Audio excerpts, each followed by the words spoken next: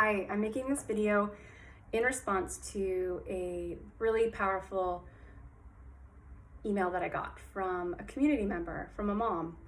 And she says, in response to my email that was asking people to share their biggest challenge and how I could support them by creating a resource or sharing my resources. So I just opened up the conversation for people to give me what's your biggest challenge right now. And she says, mom rage. I get so angry when I'm triggered by something my child does. Hitting, biting, throwing, not listening. Moms, can you relate?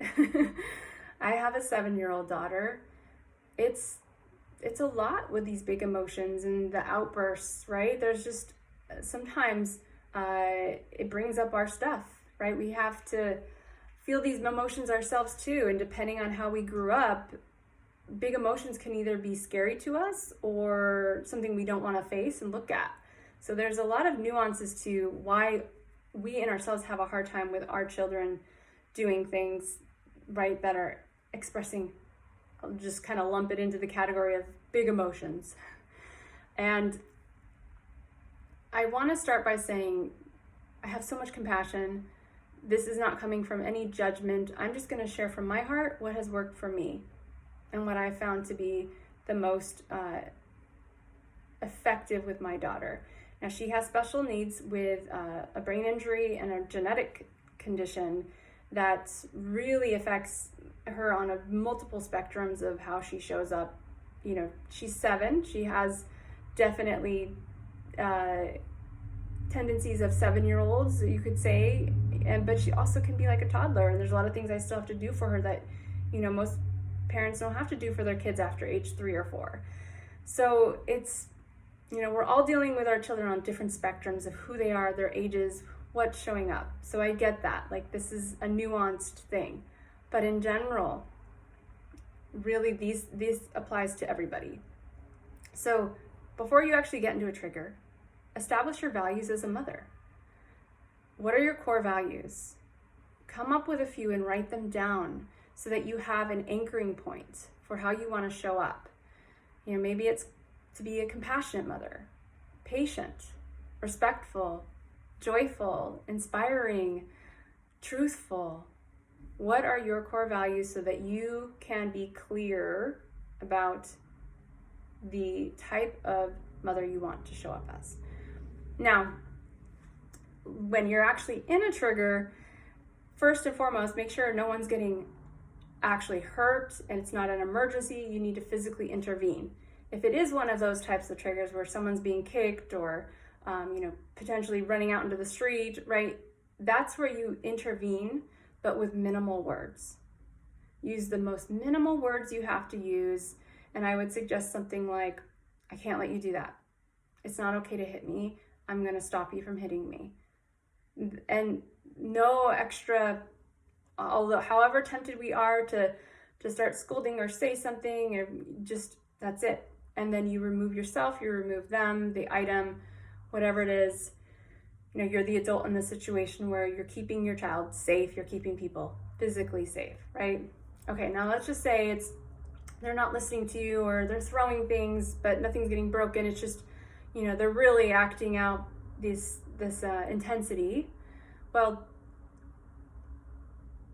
I would say take all your focus on yourself. Take a few deep breaths. Feel your sensations. Feel your temperature. Notice your heart rate. Any thoughts? What's coming up in you? What are you feeling? What's being activated? Put your hand on your heart. Take a deep breath in. Hold it and release it fully. In this moment, you're modeling for your child how to handle big emotions, how to handle stressful situations. So now you're a little bit more self-sourced in that you've connected to yourself, you know, noticing what you need. Ask yourself, what do I need? Maybe you need water. Maybe you need to sit down.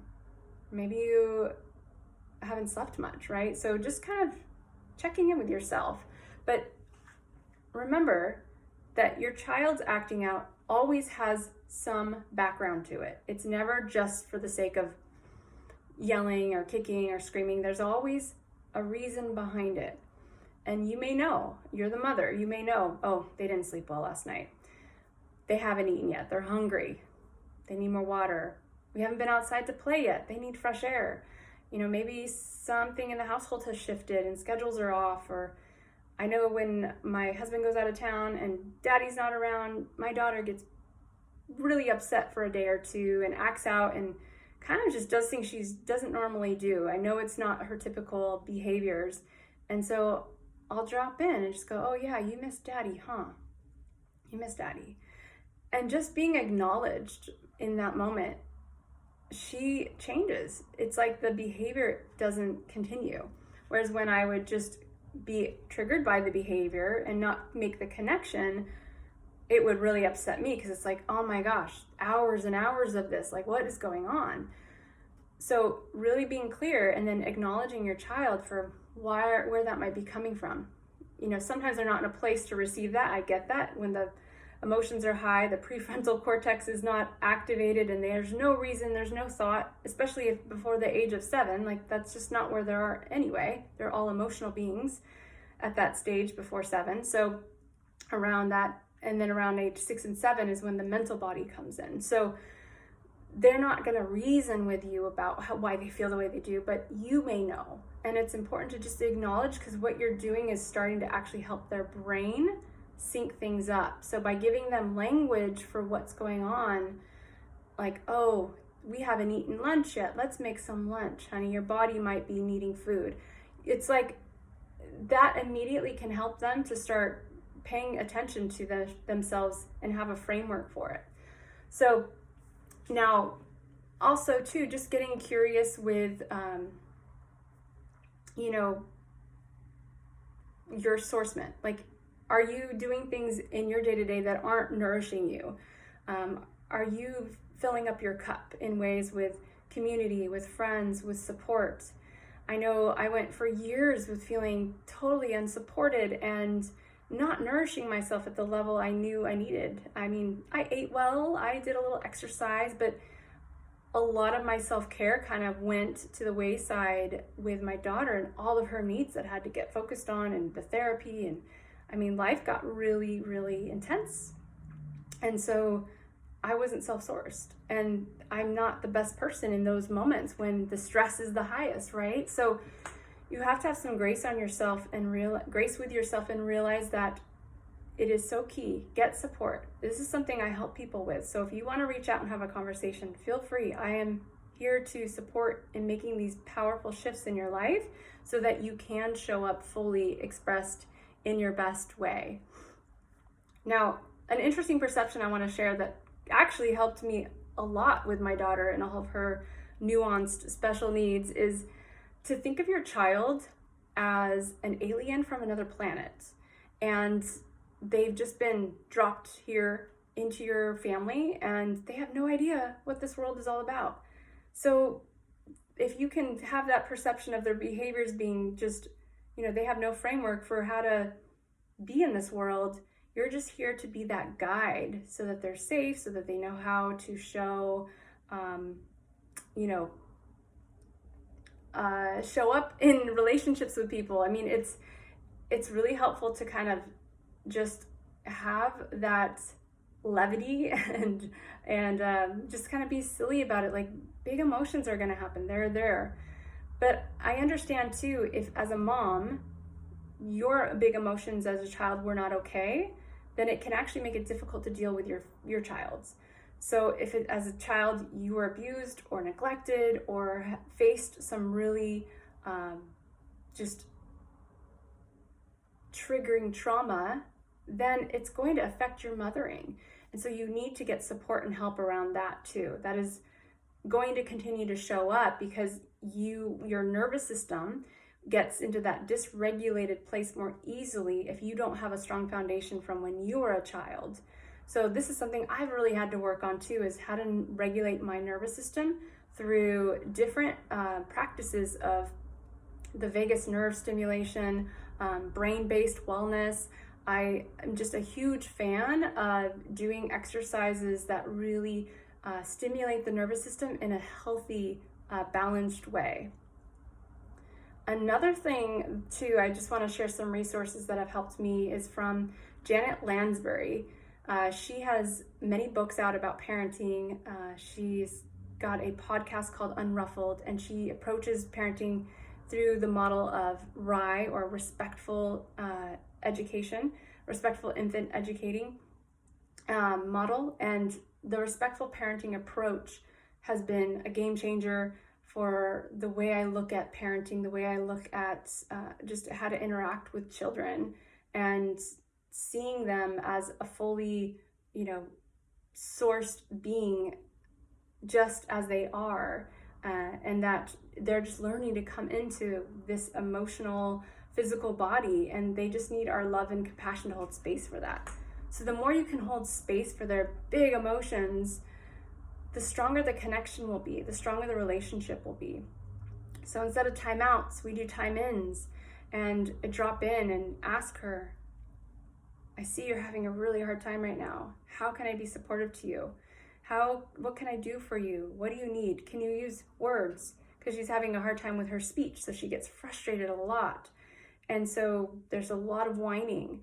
And so I'll ask her, can you use some words to share what you're trying to say? And the speech is starting to come in a little bit more. She will consciously start to choose words for what she's saying, and it's very helpful. So build that bond, because remember, every moment is an opportunity to strengthen your relationship with your child or weaken it.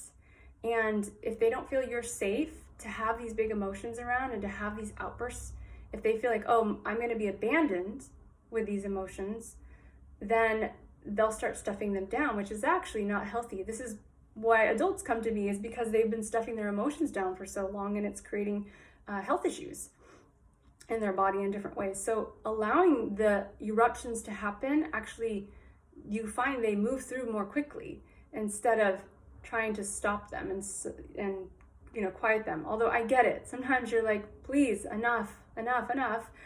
We get to those places, but it is really about the connection and deeper understanding of what's behind this. And then sometimes we don't always respond well. But remember, I heard this phrase that's just so impactful, and it's, we get to be mad, but not mean. That goes for our child, and it goes for us.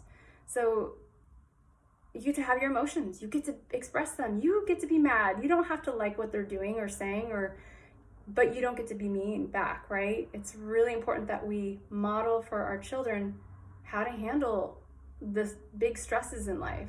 And if we don't know how to do it ourselves, then we need to get support and help to do that as well. And then I'm going to leave you with one final resource that just is a regular for me and my daughter. It has been so helpful in releasing shame and guilt of being a mother and not feeling like you've done your best. And it's a practice called Ho'oponopono. It's an ancient Hawaiian practice. Maybe you've heard of it.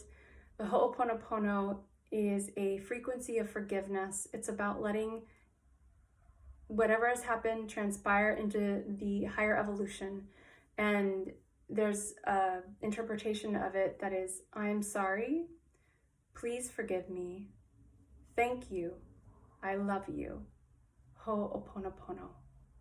So if you feel like you've messed up or you've had a really rough day with your child, you can do this yourself. You imagine them in your mind, and you just say over and over again, Ho'oponopono, Ho'oponopono, Ho'oponopono. And that energy actually helps to complete and release and heal and integrate the story, the situation on so many levels that we have we don't even, it's in the quantum, it's in the fields beyond our conscious mind that Ho'oponopono works. And so I invite you to look a little deeper into that if it's interesting to you, or if you want, I can make a resource. Just let me know in the comments or write back to me and I will. But I hope this has served you. I hope that this gives you some resource for handling those big, intense experiences that inevitably will happen with our kids. Sending you so much love. Bye for now.